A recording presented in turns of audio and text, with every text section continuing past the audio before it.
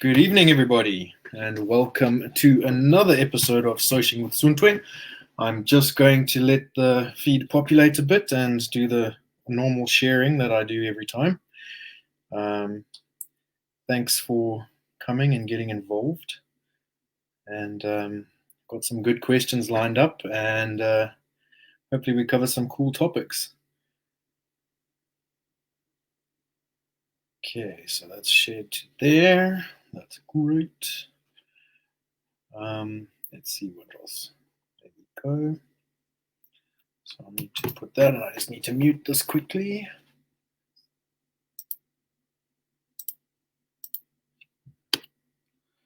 If you're there, drop a comment, say hi. It helps me see who's there and what's going on, and helps see others to interact a little bit.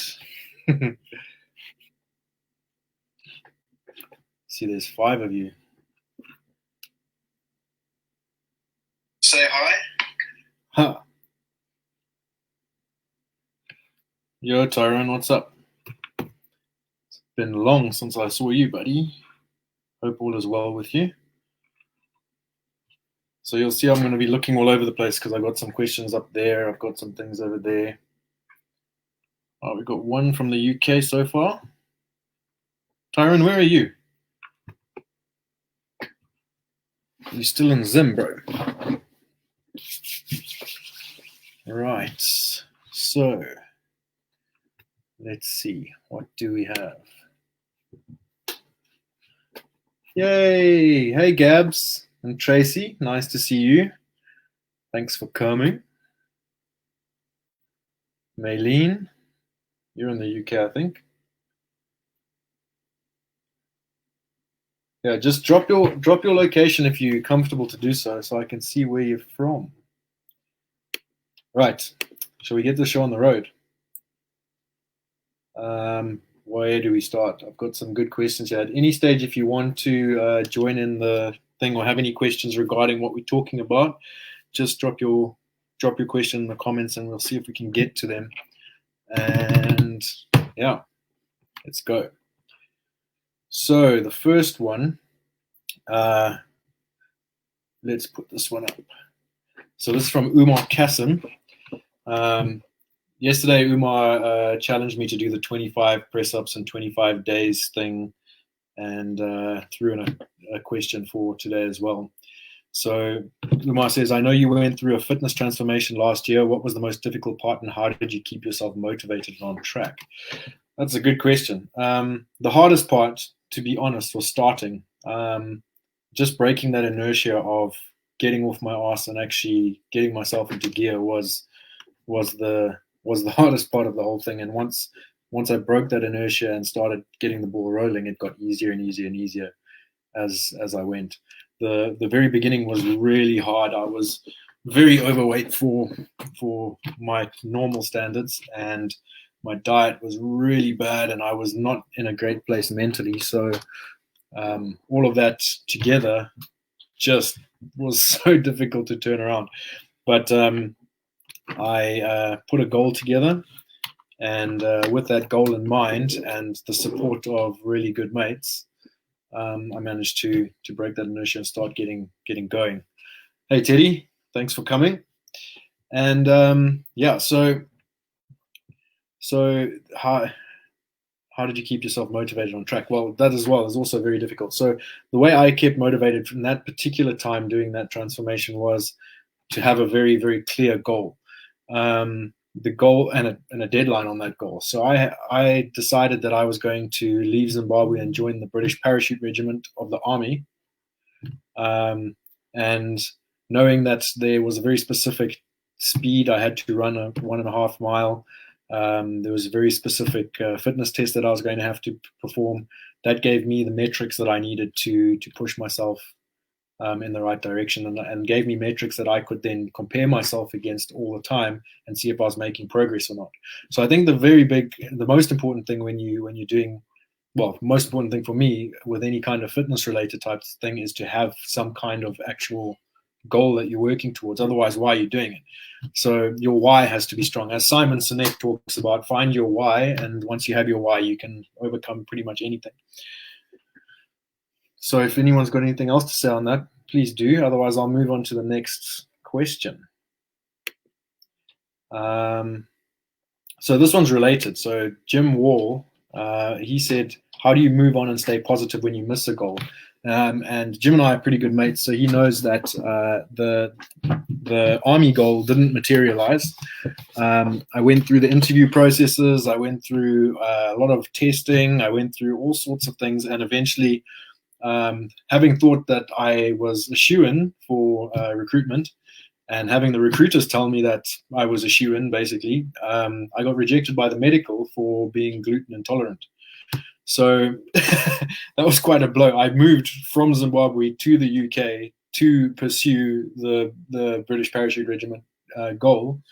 And a couple of months in, thinking I was going to start my training in February. This was October. I got an email saying, "Oh, your medical records show that you have a gluten allergy, and as a result, we're rejecting your application. You need not take any further action."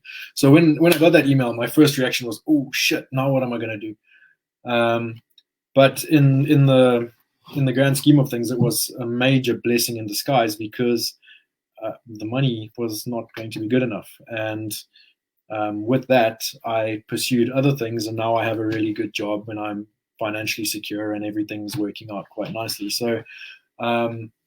And I am pursuing other life goals. So I think the thing is, how do you stay positive when you miss the goal? Well, you have to recognize that within one major goal, there are a lot of wins along the way. So my goal of joining the army created many, many wins along the way, that I celebrate all those wins, that the final goal is not that important. And what did I actually achieve whilst pursuing that goal? What for me was bigger, what I achieved on the road to that goal, than the actual goal was at the end of the day anyway.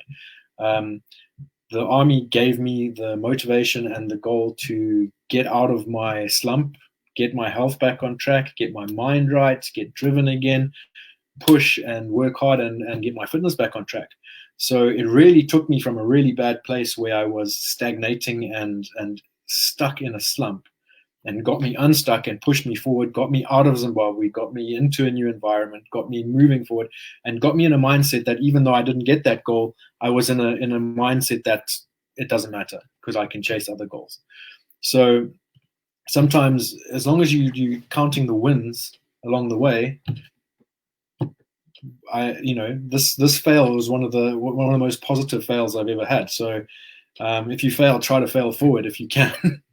Learn the lessons, get the growth out of it. As long as you grow and as long as you learn, there is no failure at the end of the day. So I think that's the important thing. Don't focus on the fact that you failed the ultimate goal. Just focus on what you have gained and what you have learned from the situation. I don't know what you guys think. Drop a comment if you have anything to add to that. So the next one, who we got here? We've got another motivational one, Greg Marcus De Tisi. Look, if I butcher your names, I'm very sorry. I don't know some of you personally, and I haven't heard your name said out loud. Greg, sorry. I remember someone once told me, don't ever mock someone that mispronounces a word, because it means they learned that word through reading, which is interesting. So instead of mocking them, I understand and realize that they are trying to educate themselves in some way. So from Greg Marcus De Tisi, what do you do to stay motivated in your day? So motivation is something I struggle with, and it's definitely a thing where I go through periods of high motivation and periods of low motivation. And I really, really do struggle to keep myself motivated. Normally, if I wake up and I'm motivated in the day, I go through a period, I can go through anything from a week to 6 months of full-on motivation. But then every now and again, I fall off the wagon and I'll go through a week, or God forbid, a month of low motivation, where getting out of that funk again can be a bit of hard work and grind.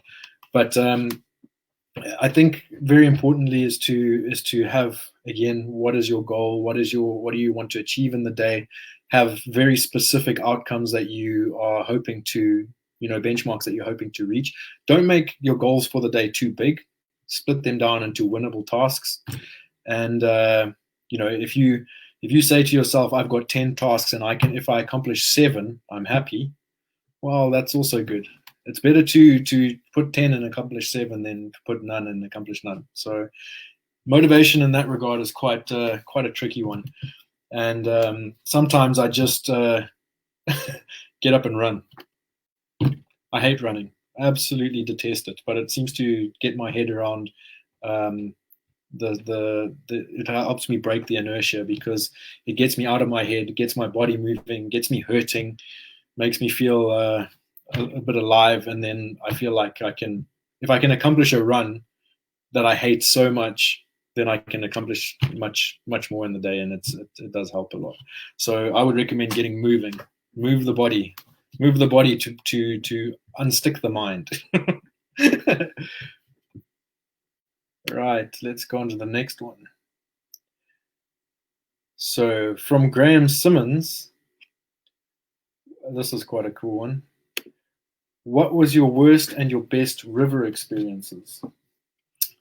Well, this is an interesting one, because my worst river experience and my best river experience was probably one and the same experience. Last year, during the cyclone rescues, I was kayaking with Wayne Moss down the Lusite River in Mozambique, and I had a pretty hair-raising situation there where I had 3 opportunities to die. Managed to survive all 3 of them, and then it was just one piece of bad luck after another piece of bad luck. So first was drowning, second was potential crocodile incident, and the third was a hippo incident, all in the space of like 2 hours. And then a massive walk that, with my tail between my legs, walking through the jungle. But if you want to hear that story properly, then I actually was in a podcast with Greg, who asked the previous question, Greg and Rob. And I will be posting the link to that podcast tomorrow, where I will give you the full story in that podcast. It's a long story and it'll take up a lot of this time, so I don't want to go into too much depth. And it'd be nice if you guys want to listen to that podcast. Otherwise, at some stage, it'll be part of the Chronicles of Suntwe. I'll write the whole story out and add video and photos and all that sort of thing. And so that day, I think it's important just to go back. If you go and listen to the whole story, basically that day was in the present moment, whilst drowning, whilst trying not to get eaten by crocodiles, and whilst presented with a hippo that wanted to eat me, and the jungle walk and all that. In those specific moments, it was shit. It sucked.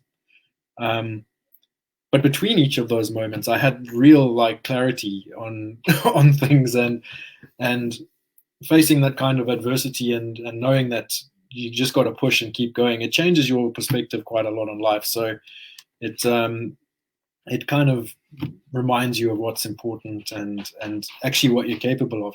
One of my favorite things that David Goggins once said, and one of the things that I find fascinating, is that when you think you've reached your absolute limit, you've probably only hit 40% of what you're capable of. You've got a whole 60% that you can still tap on and pull out of you and get yourself through some crazy experiences. So when you really think you've reached the limit, just know you've hit 40%. Have faith that you've got that other 60% and keep going. So yeah, that was that one. Watch the podcast. I'll put it in the comments here even. So when we finish here, it'll be in the comments, and then I'll post it as well tomorrow. Let me know what you think. Just to say, I just want to give a shout out to guys who have joined. We've got Bianca, Lenora, Hazel, Barry, Leslie, Billy Daly, Kevin Riggs, Taz, thank you for coming. Dan, always nice to see you there. And again, I'll say it again. Please just drop a comment, say where you're from, just for interest's sake, so everyone else can see. Cree, nice one, Brute. Chris is a machine, strong guy. Wish I had guns like him. One day, maybe. But anyway, so moving on. Here's a good one. From Catharina Cleminson. How do you find the will to keep positive day in and day out? Well done for all you do. Thank you. I appreciate that. But this is the truth.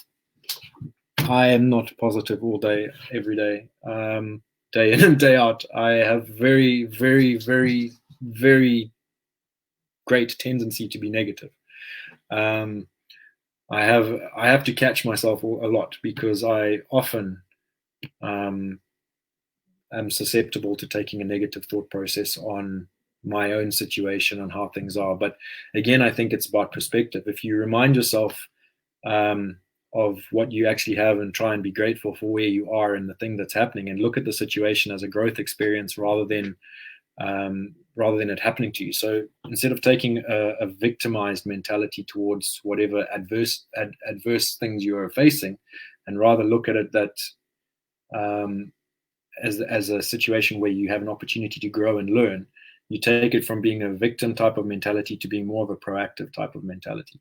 So whatever hardship or adversarial situation you're facing, look at it for what you can gain from it. So instead of letting it happen to you, you happen to the situation. I'm struggling to articulate what I'm saying. Kudzai from the States, good to see you. Kudzai stayed with me in Victoria Falls with another great guy, Mark. And he's originally from Zim, but has lived in the States for a long time. And Rita, hi. Flora, nice to see you.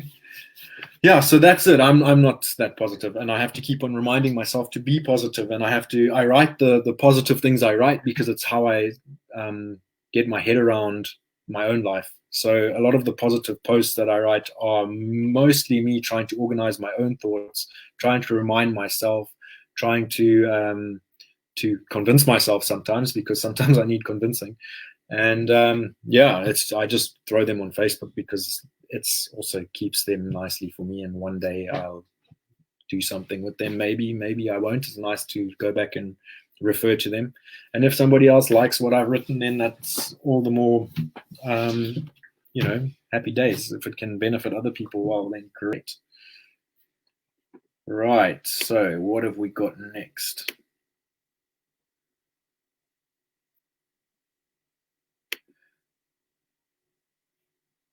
We're getting through these quite quickly. There's a good one from Drew Makoni.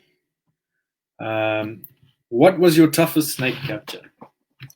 So there's been a lot. I mean, I've been doing this. I've been doing this since I was 9 years old, 10 years old, somewhere around there. And I was actively going and trying to put flyers on people's cars saying, please don't catch snakes, and call an expert since I was 11. And there's a few funny stories about that. And one of the funny stories was that I this was back before cell phones were a thing. I used to get phone calls saying, hey, I've got a snake in my house. Please, can you come catch it? And I'd say, yes, sure, no problem. And I'd put down the phone. Then I'd have to phone my mom at work and say, Mom, quick, come pick me up. I need to go and catch a snake. And my mom would come all the way from work, pick me up in her car and take me to the address. And the one time I got to an address and I got out the car and I said to the man who was in the garden, I said, I hear you've got a snake. He says, yes, there's a cobra in this empty swimming pool over here. But don't worry, young man, there's an expert coming to catch it. I've already phoned. So I said to him, sir, I'm the guy who's coming to catch the snake at the ripe old age of 11. And he was horrified, looked at my mom, and my mom was like, well, yeah, just let him do it. And he actually did let me do it. I think these days no one would allow that, and definitely in the UK, a place like this, there'd be a big issue trying to let an 11-year-old catch a cobra in your swimming pool.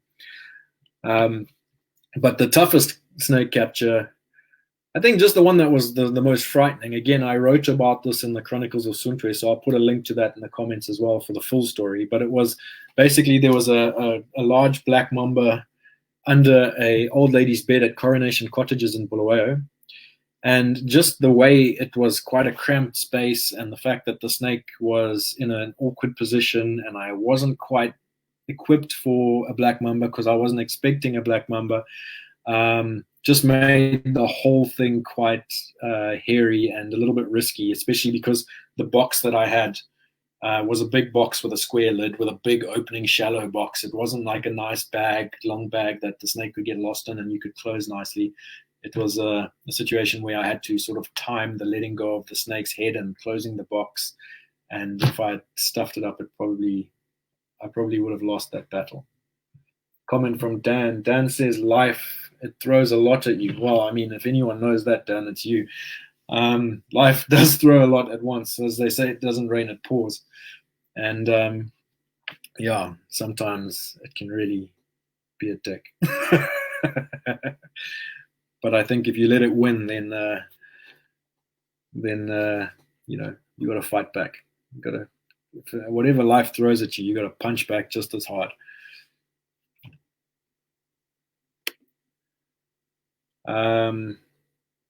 So now we've got, please guys, if you've got anything to add, or you've got any particular questions relating to what I've already said, or if you have anything you would like to ask at all, just chuck it in the comments and I'll happily see if I can address that. Just checking what else we got here. So I got another one from Jim. How can I build and maintain a great network of friends? You have many guests on your show, and you know people in so many countries. It's quite admirable. So the thing of knowing a lot of people in a lot of different countries has been really a product of living in Victoria Falls and having a little Airbnb business and working in adventure tourism and that sort of thing. So I was very, very, very privileged to have so many people coming through my home, through rafting, through kayaking, through survival courses, through all of that I got to meet so many different people and some really incredible, fascinating people. Just to acknowledge Daniel's comment, I am winning the battle. Yeah, that's what we like to hear. So yeah, just as a product of living in that environment and doing those things, it just opened up so many doors. I've also had the opportunity to travel quite a lot, and in traveling, both with kayaking and normal leisurely traveling, I've had the opportunity to meet so many different people. So it's been a major privilege.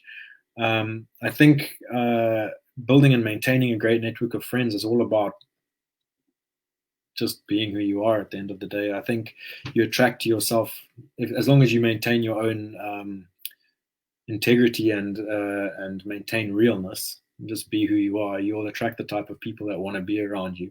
And I think it's important to note that you're not everyone's going to like you. I've got people who hate me just as much as people who like me, and that's okay too. You can't please everybody, and why would you want to?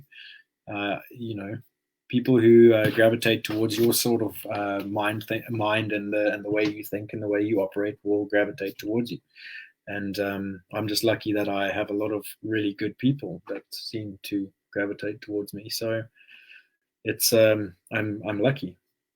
I think also it's one of those things that I try to, wherever possible, maintain one major rule in my life, and that's whenever I encounter somebody, I try to always leave them with more and not less. So whatever interaction I have with anybody, whether it's someone behind a till at a supermarket, or at a fuel station, or at a conference, or at a 5-star hotel, it doesn't matter.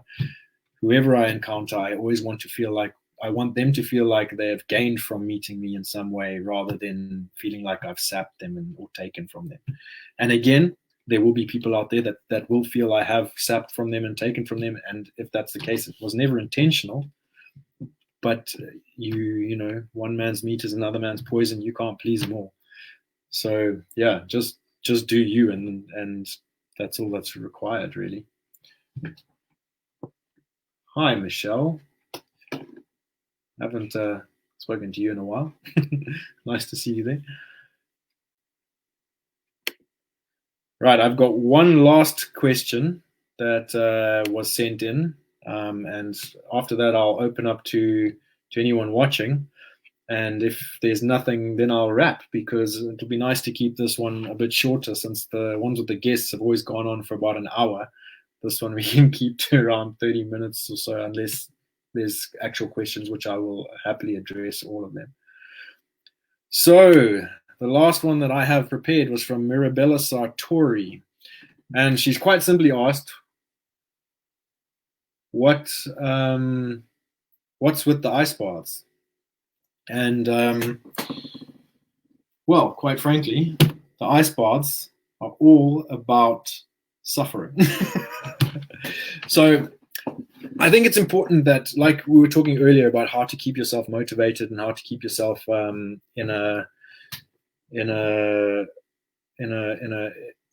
keep the inertia, keep you from building up inertia, and keep you going through the tougher times. And ice baths are something that you can do every day. If you start your day doing one difficult thing, it opens up the rest of your day to being easy. So that's one thing. I don't do ice baths every day, just for the record. I try to have cold showers wherever possible. But I do, since I've been in the UK, I do try to swim in the river near my house every Sunday if I can, especially through winter when it's really, really cold. Back in Zim, I used to actually twice a week go to Greenvale supermarket and buy ice and fill a bath with ice and all this. And the reasons are many. One of the major reasons is it has been shown to improve mental health. It makes you feel good. It really does. It's really hard, like getting in it and getting into a cold shower or an ice bath, especially in winter here, is tough. And I often have to psych myself up and get myself going. But once I get in and relax into it and drop out of my mind a bit and into my body, when you get out, it just feels so good. The other thing is that it has really good effects on inflammation as a whole. So because I was doing a lot of fitness last year, I started doing it as well to try and keep my muscles from being sore. And so I could push every day and try and get my goals done as fast as possible. Third, it's supposed to promote the production of brown fat as opposed to white fat. And brown fat is supposed to be a better fuel source. It's more thermogenic. It's healthier fat, not the kind that kills you. There's immune boosting benefits. There's cognitive benefits. There's so many benefits. I think it would be really good if you're really interested in it. Google it. Have a look at the benefits of ice baths and cold showers. From muscle recovery to cognition to all of that stuff. And it's just one of those things that's really, really good. Also, last year I was exploring, last year and still continuing to try and do that, I was exploring my relationship with creating discomfort on my own terms. Because if you can create discomfort on your own terms and learn to deal with discomfort and keep pushing your comfort levels as far as possible, then when life throws you curveballs, and you're suddenly thrust into a place of discomfort. Discomfort is not a foreign thing to you. It's not like, oh, fuck. So, you don't, what was the thing that I think Ishmael used to say? You don't train for the good days. You train for the hard days. You train for when things go to shit. So, if you want peace, prepare for war. CV pacem parabellum. If you want peace, prepare for war. So, that was the major reason behind it. Dan says, I think you got that from me. I think he's talking about the leave people with more, not less. And it's very, very, very possible that I got that from you, Dan. For those of you who don't know, Daniel, when I was 18, I worked under Daniel. Daniel was like a mentor for me, and he really, really taught me a lot and had a lot to play in shaping the person who I am today. And for that, I'll be forever grateful. And Daniel is a very big man in my life. So always chuffed to see Daniel in the comments and that he's watching, because big love and mad respect for Dan. Anyway, so if you've got any questions, please drop them in the comments now. I'm going to give you a couple of minutes to do that. If there's none, then I will call it a wrap. In the meantime, I just want to tell you that next week, I've got a guest. I'm not going to tell you who yet. I've got another guest for the week after, but I'm looking for guests all the time. So if you want to be a guest on a broadcast, if you've seen the previous broadcasts where I had Jim and Graham and Shantiso, I'm keen to talk about whatever. I'm really looking to talk to somebody about conservation, hunting. I'd like to touch on those topics wherever possible. And I would really, Dan, you made me all warm inside. Thanks. Yeah, I'd like to chat about anything. And also, again, let's talk about the hard stuff. When we talk about it, let's, one of the greatest routes to success is about being able to hold two conflicting ideas in your mind and work towards solutions from that, rather than being too biased on one thing. So whatever topic it is, I will ask hard questions. I will pry into things that are uncomfortable, but I will be doing it from a point of view where I don't really have my own opinion on it yet, especially when it comes to conservation and stuff. Although I've done a lot with snake conservation and reptile stuff and really do get involved with conservation, I have my own conflicting ideas on it that I battle with all the time. Nicholas says, are there any animals that you are afraid of, like spiders, etc.? Because it seems you must like snakes to catch them. So if you don't actually like them, how did you get over that fear? Right, so that's a good question. So I was terrified of snakes. I was not... This is a very important thing that everybody needs to know, is that I am a giant wuss. I am quite terrified of pretty much everything. I'm afraid of heights. I'm afraid of hurting myself. I'm afraid of not spiders for some reason. They don't worry me. I was afraid of snakes to quite a serious degree. And what happened was that whenever I have a situation where I'm afraid of something, I get really annoyed with myself. I don't like being afraid. I don't like the fact that something has power over me like that. So I fight it with knowledge, and I turn fear to fascination, and I turn fascination to obsession, and obsession to knowledge, and knowledge is power. So that's the basic sequence. And so with snakes, what happened was I was little. I got really afraid of them. I decided that the only way to stop them from eating me was to learn as much about them, where they live, where they're going to be, what they eat, how they behave, how they everything, so that I know where they're going to be and where not to be around snakes. And so I started learning as much and reading as many snake books and looking at whatever I could on snakes. There was no internet really back then. And as that fascination developed, it turned into a bit of an obsession, and then it turned into, I want to keep a snake, and then I started keeping snakes and catching snakes and moving on, and it just got more and more and more. But if you watch me catch a snake now, I'm not stupid. I don't go there all heroic, dangling it by the tail. I take every single precaution and take only the most educated risks when catching that snake. I'm not going to go there just pouncing on it. I do it very carefully, and if I don't have to touch it with my hands, then I don't.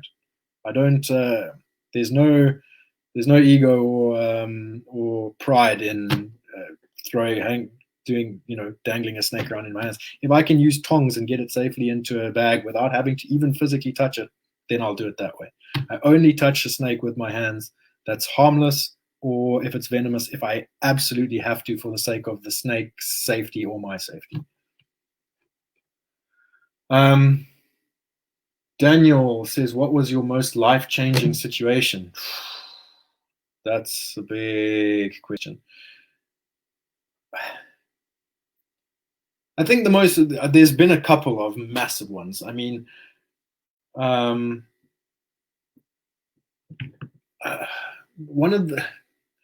was something that happened to me when I was a teenager, which is hectic, which I won't go into now. Then there was the death of my father. That almost broke me. That's probably the biggest. When my dad died, I was finished. My mind went completely. And then I just was a downward spiral right up until January 2019, January last year. It was from 2015 when my dad died. My life just went like this, slowly down, because I didn't deal with it. I didn't acknowledge what was happening. I didn't really process it properly. There was a lot of things that happened as a result of his death that just added stress. There was a lot of things that that weren't taken care of properly. It was just one of those. It also, my dad was my best friend, my father, my mentor, he was my everything, and we had a very, very close relationship. I loved that man like I've never loved another man, another person. His loss really, really, really, really affected me. But I'm glad to say that I've processed that, and it took a long time. It took 4 years, 5 years, 4 years, and now it's nothing but good memories and happiness for who he was and what he gave to me. Bianca says, "Do you miss life in Zim?" Well, if I'm going to be completely honest, straight up and no bullshit, real, I don't miss life in Zim at all. I mean, I miss people. I miss some of my really close mates. I miss certain things. I miss more like the people and doing things with those people that I love to do in that place. Like, I wouldn't go back to Zim just to do something that I could do there without those people, because it's about the people and the relationships more than the geography. Geography is not a big thing for me. And also my last 2 years in Zim were such a struggle financially and with all sorts of, just the economy and the way things are, and it just makes you feel, it got me down, I'll be honest. And having moved here, life is just simpler, and I like the simple life, and I like the fact that I can do the things I love to do whilst living here, because it affords me to do those things, and I don't have to worry about all the small little things all the time, like electricity and water and fuel and the stuff that really should be a given. So do I miss life in some aspects of it? Yes. I miss kayaking on the Zambezi. Who wouldn't?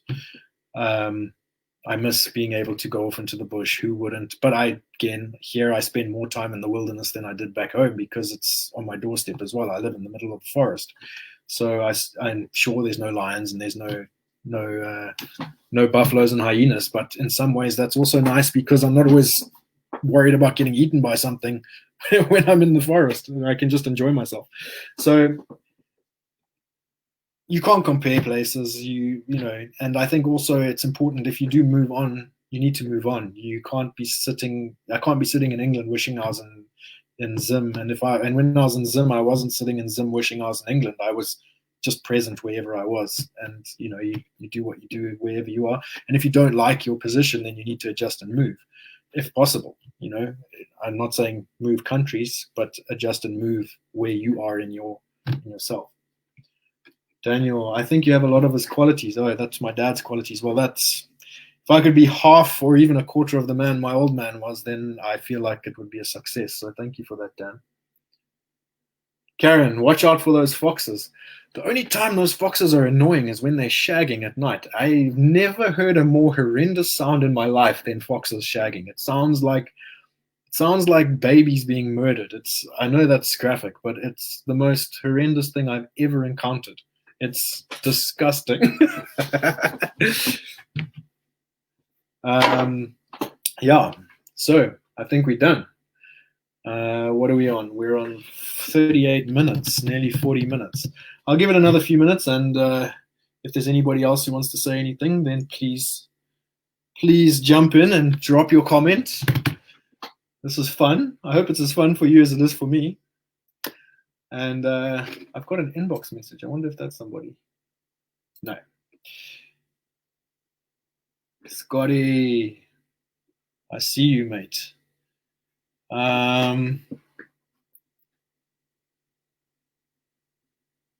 We've got another one here from Inbox, wants to remain anonymous. If you could send a letter from your present self to your future and past selves, what would those letters say? Geez, that's a big one. You could do a whole video just on that. If I could send a letter from my present self to my future self and to my past self, what would it say? Well, to my past self, I think it would just be,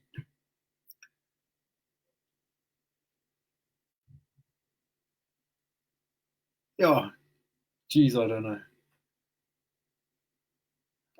I'd have to give that one more thought. Maybe we'll address that next time. Christine Robinson, don't you miss your mom? Of course I miss my mom. What a silly question. What boy doesn't miss his mom? But my mom is alive and well, and at the earliest possible convenience, when COVID is over, she'll get a ticket and she'll come visit us, and all will be good. So yeah, I mean, and there's today we've got technology, so you can communicate. And again, I was living in Vic Falls, she was living in Bulawayo, so it's not. I mean, I've only been out of Zimbabwe for 9 months. I lived in Victoria Falls outside of, and I mean, it was just the same, really. We saw each other rarely, and probably it would be around the same amount of time between visits as Vic Falls was, a once a year visit. So kind of used to it, I guess. Scotty Smart, am I losing the tan yet? Yeah, straight, bro. I'm pale as. Pale, pale, pale. But I'm okay with that. Tanning is overrated. The sun is dangerous. Always wear sunscreen. Listen to that song. As long as you get enough vitamin D, you're all good. Kudzad Zamiri, it certainly was enlightening to hear you speak about your experiences. With COVID going on in the States, it's hard to hear someone speak on motivating and or fulfilling experiences, regardless of them being positive or negative. It certainly was enlightening to hear you speak about your experiences. With COVID going on in the States, hard to hear someone speak on motivating and being positive and negative. Okay, cool, thanks. Karen, if you could guarantee to pass one quality or skill onto your boys, sons, what would it be? I'm going to swear right now. And I think one quality that I think I would want to pass on is sheer dog fuck. Dean McGregor, if you're listening, Justine normally listens, but she's not there today. Dog fuck. Dog fuck is a crude way of saying absolute dogged determination. I think if you're determined and unwilling to compromise on a goal or an achievement, you can get quite far with little else. So just that sheer dogfuck determination, I think is the one thing that I would like to do. And I use that because Dean McGregor once said to me, he said he's not seen a paddler with such dogfuck. And I was thinking you're saying, you know, I'm not very good at paddling, which I'm pretty average at kayaking, but I get my way down the river through sheer determination and dogfuck drive. He said that to me actually when I dislocated my shoulder and then carried on kayaking to the end of the river anyway, because I refused to walk out. So yeah, I think that's it. All right, Matthew Jolliffe. Dogfuck is vital for the survival of their generation. I think you were there when Dean told me about that dogfuck thing. Anyway, I think we're going to wrap up there. That's good 45 minutes. Thank you again for everybody who's participated and come and join me on this broadcast. I really do appreciate it, because if you guys weren't there, this would be pointless. And there would be no content because there would be no questions. So big love to all of you. Thank you so much. I hope I have left you with more and not less. I hope that you gain some value out of this. Also, happy days. You can comment if any time you think I'm talking absolute shite. Just tell me I'm talking shite, but tell me in a way that's constructive. If you want to tell me I'm talking shite, tell me, but give me pointers that I can improve. Because if you're going to criticize, then please give me something I can work with, so I can actually get better from it. If it's just going to be malicious and like, oh, you're an idiot, well, then I'll just delete your comment because it's not helpful. But yeah, feedback is great. Send in questions, send in whatever. Tag anybody, share this with anybody you want, and make suggestions on who else I can interview and bring on as a guest, because it's always nice to hear from different perspectives. I saw David Amiot was in the feed earlier. I don't know if he's still there. I'm hoping to have him as a guest, but we're just struggling with internet issues. But yeah, really want a conservationist and a hunter guide, please. Any hunter guide who's keen. Yeah. All right. So I'm going to sign off from there. Thank you guys for coming. Much love. And check out the podcast that I post tomorrow, and that'll give you the full river story. And like I said, I'll put the podcast and the snake story in the comments here. Love you all lots and lots. Take care. Bye-bye.